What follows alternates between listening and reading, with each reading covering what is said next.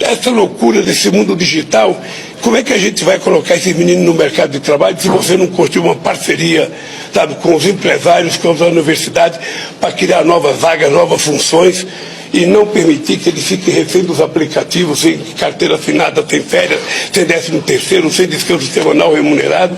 É preciso que essas coisas sejam legalizadas, porque esses meninos que trabalham no aplicativo, na verdade, o patrão deles é invisível, eles não sabem quem é o patrão deles. A internet, que é uma coisa extraordinária para o avanço da humanidade, sabe, para a imprensa, para a comunicação.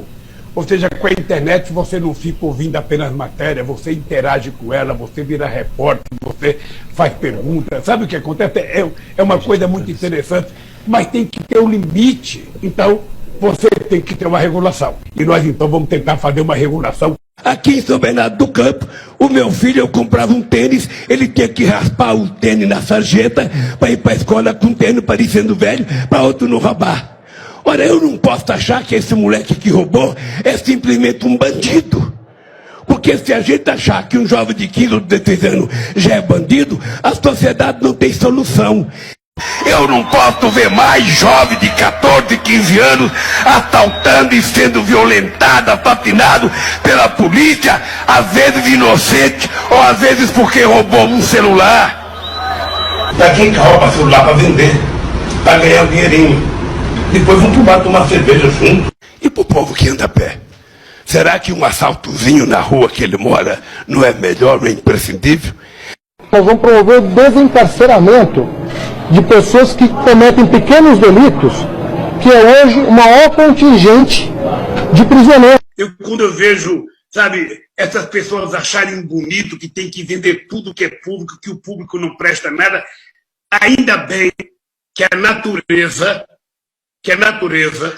contra a vontade da humanidade, criou esse monstro chamado coronavírus.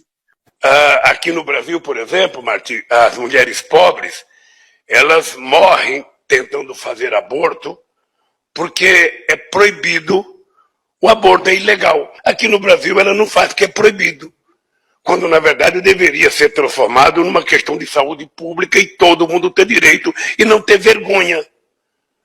Eu não quero ter um filho, eu vou cuidar de não ter meu filho. Vou discutir com meu parceiro, eu não quero. O que não dá é a lei exigir que ela tenha. Essa lei não exige cuidar. Então, nós ainda precisamos avançar muito.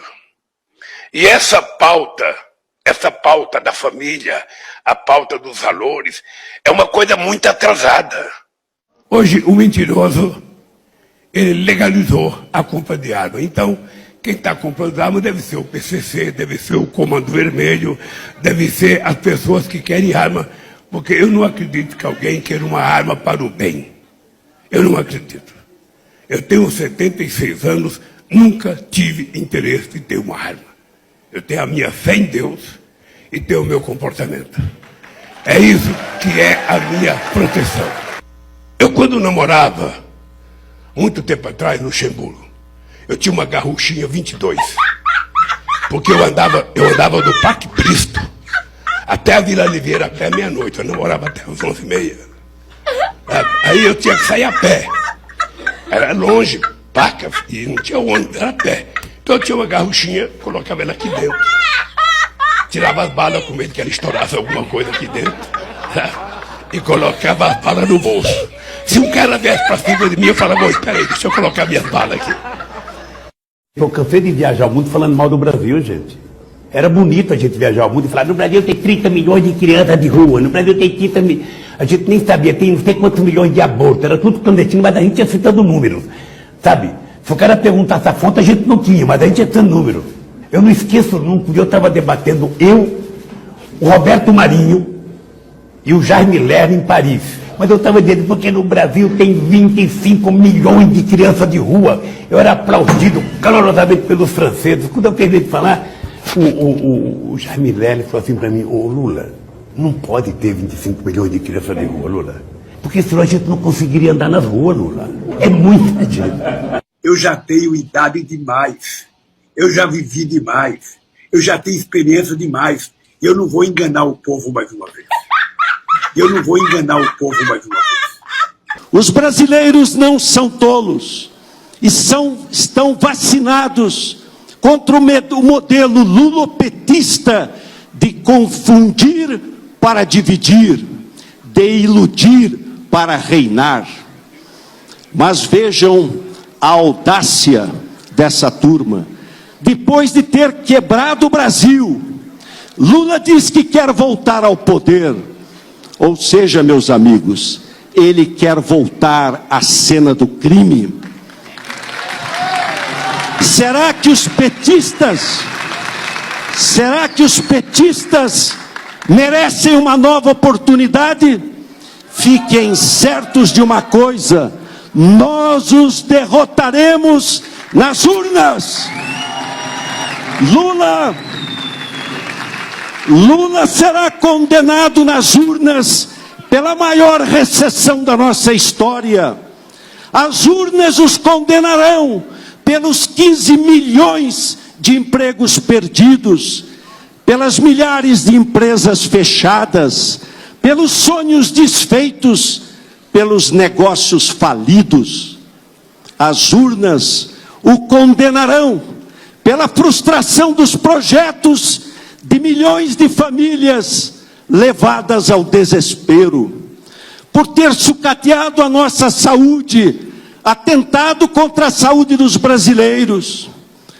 As urnas os condenarão pelo desgoverno, pela destruição da Petrobras. A Petrobras, ao longo de 14 anos de PT, se endividou em aproximadamente 900 bilhões de reais. Fruto de desmandos, refinarias começaram a concluídas, entre tantas outras coisas. Esses 900 bilhões de reais daria para fazer 60 vezes a transposição do Rio São Francisco. Ou seja, o povo nordestino sofreu por falta d'água por causa de corrupção do seu governo. Mais ainda, esse montante é equivalente a 120 vezes o orçamento do Ministério da Infraestrutura. Eu estou falando isso para que você tenha noção do tamanho da corrupção somente na Petrobras. E delatores devolveram 6 bilhões de reais. Ou seja, corrupção houve. Ô, presidente Lula, o senhor quer voltar ao poder para quê? Para continuar fazendo a mesma coisa na Petrobras? Por obras inacabadas e abandonadas. As urnas os condenarão por incitar o maior conflito entre os poderes da história recente, por nos ter posto na vexatória posição de lanterna no cenário internacional. As urnas o condenarão por ter sequestrado a esperança da nossa juventude, por jogar brasileiros contra brasileiros, para no final atirar pela janela a autoestima de todos nós. As urnas condenarão Lula, meus amigos, por ter sido o grande responsável de uma década perdida. Registre-se os esforços do atual governo, que pouco a pouco começa a reversão da tragédia econômica a que o país foi colocado. O Brasil está diante de uma escolha histórica e o seu voto decide para onde vamos. O seu voto pode evitar o caminho do caos. Está também em suas mãos evitar que a corrupção e a roubalheira voltem a comandar o país. Evitar que o PT volte a quebrar o país. Seu voto pode evitar um novo desastre para o Brasil, para nós brasileiros, para nossos filhos e netos.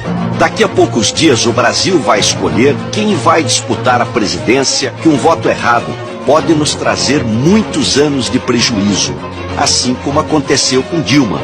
Não podemos andar para trás nem errar de novo. Se você não quer eleger o PT, não vote errado. Juntos vamos derrotar o PT. O Bolsonaro não pensa, ele não tem ideia, ele não entende absolutamente de nada, a não ser de falar bobagem, a não ser de fazer fake news e a não ser de tentar destruir aquilo que nós destruímos. O sonho dele, todo santo dia, é desfazer cada coisa que nós criamos. Agora mesmo, ele acaba de anunciar.